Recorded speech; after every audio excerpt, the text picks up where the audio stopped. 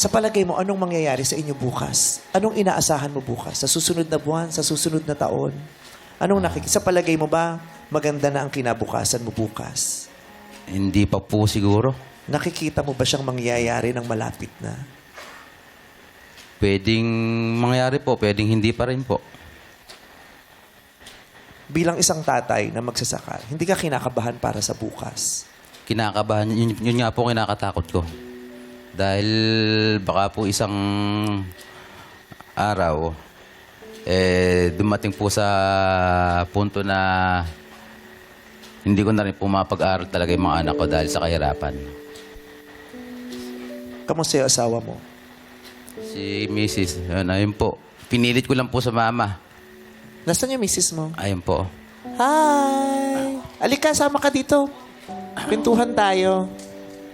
Ganda ng ngiti niya, di ba? Ito lang talaga kahanga-hanga sa mga Pilipino, di ba? Yung hirap to sa buhay, pero yung ngiti, ang ganda-ganda ng ngiti, nakaka-inspire. Correct. Parang minsan magigilty ka na parang, yun lang yung problema ko kanina, pero buwisit na buwisit ako. Mas mabigat yung problema nito, Oo. pero nakangiti, di ba? Parang maiinggit ka na, sana ganun din ako katapang, ganun ako kalakas, di ba?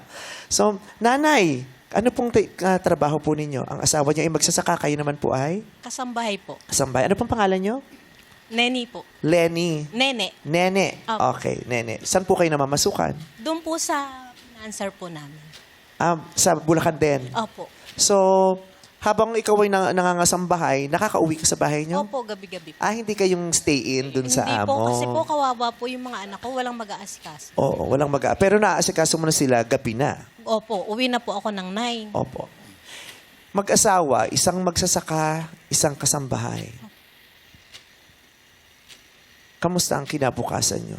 Sabi niya kasi natatakot siya. Yun ang ikinatatakot niya. Totoo po yun. Kasi po, kung kami lang pong mag-asawa, 3 ang anak namin nag-aaral, baka hindi po namin magampanan. Kasi po, sa pagbubukid po, walang permanente eh. Kasi po, laging lugi. Sa katulad ko naman po na kasambahay, siyempre po, ang katawan po natin, hindi mo masasabi na pwede kang habang buhay pong magtatrabaho. At kikilos. Opo. Kaya po, talagang nakakatakot po. Pero para sa mga anak po namin, 3, lumalaban po kami ng patas. Yung wala po kaming na nilolokong tao, basta po kami magtatrabaho, ikakain, para sa mga anak po namin. Kung may hihilingin ka sa tadhana, anong hihilingin mo? Ay, yung mapagtapos ko po yung mga anak ko. Kasi po, yun lang ang kaya namin ibigay sa kanila. Yun lang ang kaya namin ipamahana sa kanila. Kasi po kami, asawa ko po, hindi po ito nag-aral. Pero para makapagtapos yung mga anak ninyo, anong kailangang mangyari sa buhay niyo? Kailangan po naming magsumikap sa buhay para po kahit papaano po Nagsusumikap mapagtulungan. naman kayo, di ba? Opo, yung mas magsumikap pa po talaga para yung magtulong po kami mag-asawa. At kailangan nyo magkaroon ng katulong din. Opo. Kasi itong mga Pilipinong ito, silang dalawa, yung dalawang mukha ng Pilipino na masisipag, nagsusumikap, gumagawa ng paraan para itaguyod yung pamilya nila. Di ba? Pero hirap pa din. Kaya kailangan silang tulungan. Diba? Kailangan yung tulungan. Kailangan may tumulong na maiayos ang sitwasyon ng inyong mga buhay. Kailangan may tumulong sa lupang sinasakahan mo. Kailangan may tumulong sa irigasyon. Oh.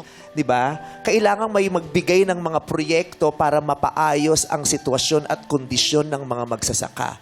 Kailangan may magbigay sa kanila ng tulong para magkaroon sila ng pera para meron silang puhunan. Panimula. Diba? Kailangan may tumulong sa kanila para maibenta nila sa tamang halaga ang kanilang mga inaning pananim. Ang mga kasambahay, kailangan may tumulong sa kanila para magkaroon ng mga batas na magpoprotekta sa kanilang mga karapatan. Kailangan may tumulong sa kanila para magkaroon sila ng katuwang para matapos ang edukasyon ng kanilang mga anak. Dahil kung sila lang, napakasisipag nyo, lumalaban kayo ng patas, pero hindi sapat yun. Kailangan tulungan sila ng mga nakatakdang tumulong sa kanila. Tama.